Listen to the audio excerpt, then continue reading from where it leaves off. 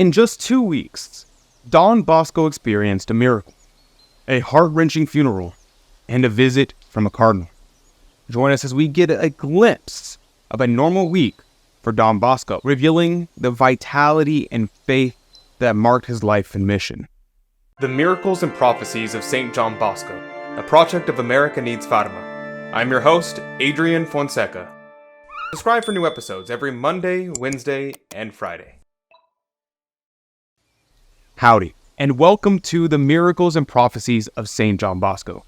I'm Adrian Fonseca, and today we're diving into an extraordinary 2 weeks in the life of Don Bosco in the year of July of 1860. We'll witness a miraculous healing, a solemn tribute to a beloved priest, and a visit from a prominent church figure, all showcasing the depth and dynamism of Don Bosco's mission. And before we begin, here are some themes to think about during the story. The power of faith and miracles in everyday life, the importance of honoring and praying for those who have passed, and the impact of spiritual leadership and community.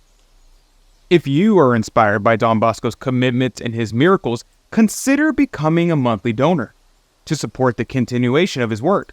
And the details are in the description box down below, but now let's dive into our story.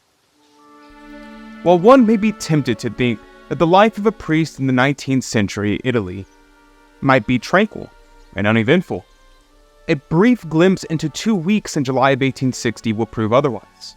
The month began with a miracle. On July 4th, the cleric Luis Castellano was inexplicably cured of a long illness after 3 doctors had given up hope. It happened this way. His first doctor, who had given him up, seldom even visited him. Second and a third doctor were summoned, and they too gave no hope of recovery. Don Bosco himself agreed with them. Even as far back as April 25th, he had remarked, "2 things are certain, the fall of the 2 Sicilies and Castellano's departure for heaven." Nevertheless, after hearing the young cleric's confession, Don Bosco blessed him and exclaimed, "If Dominic Savio cures him, it will be a sure proof of Dominic's sanctity." Dominic Savio was a former student of the oratory, who had died young, more than 3 years before Bosco's proclamation. That very day, Castellano's temperature dropped to normal, and shortly after he returned to the oratory. Several days later, on July 10th, the members of the oratory, young and old, organized a public tribute of gratitude for Father Cafasso, who had passed away on June 23rd. They did this with as solemn a requiem mass as they could afford.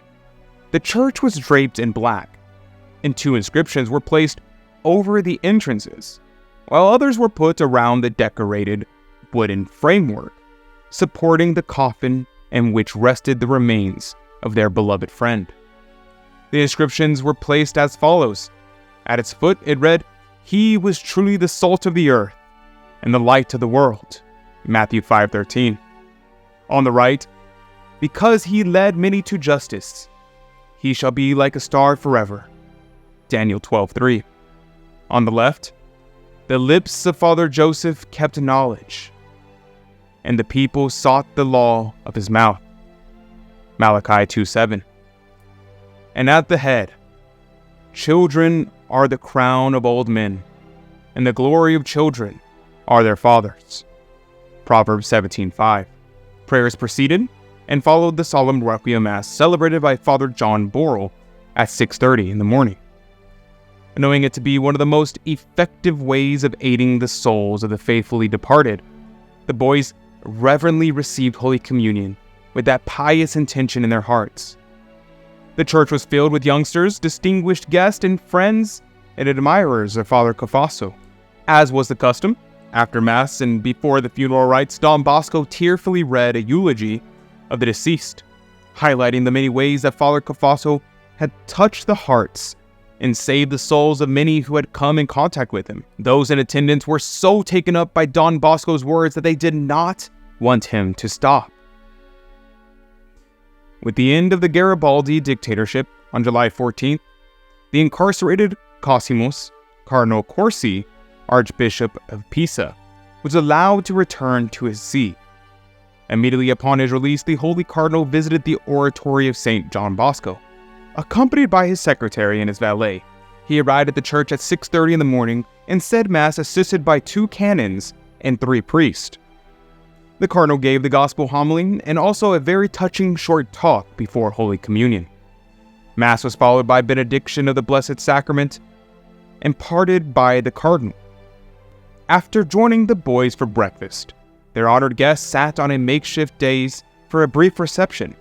He graciously listened as the choir and band performed for him.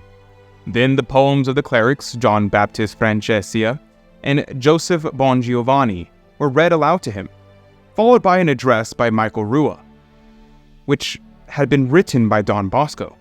In response to these gestures of honor and affection, the Cardinal told the oratory boys, clerics, and priests that from that moment he would include them all in his prayers that he would offer in his archdiocese, and that he would speak of them to the Holy Father when next he saw him.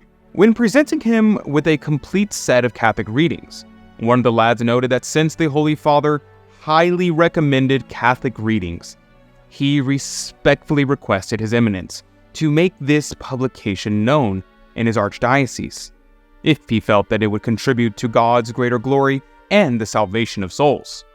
"We shall be honored," the boy concluded, "if your Eminence will accept this gift." The Cardinal nodded his approval and his consent. Cardinal Corsi then visited the dormitories, study hall, workshops, dining room, and kitchen, which he blessed, saying, "May the Lord provide abundantly for all." He left the oratory at 10:30 amid shouts of "Long live Pius IX! Long live Cardinal Corsi!" As he walked through the double line of boys from the porticios to the gate where his carriage awaited him, he blessed all with heartfelt warmth, and later he paid a visit to the shrine of Our Lady of Consolation to thank the Most Blessed Virgin for his deliverance. A miracle, a funeral, and a visit from a historically renowned prince of the church, all within 2 weeks' time. Far from uneventful, this brief glimpse into the lives of Don Bosco and his boys proves the vitality present in Europe during the mid-19th century. One might even be tempted to holy envy for all the opportunities to participate in the sacraments and watch life pass in the context of their Catholic faith. And if you would like to bring back a world like Don Bosco's, where the faith was just an element of public life, consider helping spread his writings. By becoming a monthly promoter of Saint John Bosco, you can be part of that ongoing mission of Don Bosco. Your support helps provide education and spiritual guidance to young people all around the world. As a monthly promoter, you'll receive spiritual benefits, including Mass remembrances, daily rosary intentions, and depending on your level of support, you may also receive beautiful religious images and books about Don Bosco's life and teachings, connecting you tangibly to his endearing work. Your monthly gift, no matter the amount, makes a real difference. The link to become a donor is in the description box down below, so join us in this vital mission and be part of Don Bosco's lasting impact on the world. Today, we've witnessed Don Bosco's extraordinary impact during a mere 2 weeks in July of 1860. From the miraculous healing of Louis Castigliano to the solemn tribute to Father Cafasso and the inspiring visit from Cardinal Corsi, Don Bosco demonstrated a perfect example of how to act in these circumstances and those like them. The key lesson that we can draw away from this story is the power of faith and community in overcoming life's challenges. You need friends and family who love the faith. Don Bosco's perseverance and dedication to his faith and community offer us a powerful example to emulate in our own lives.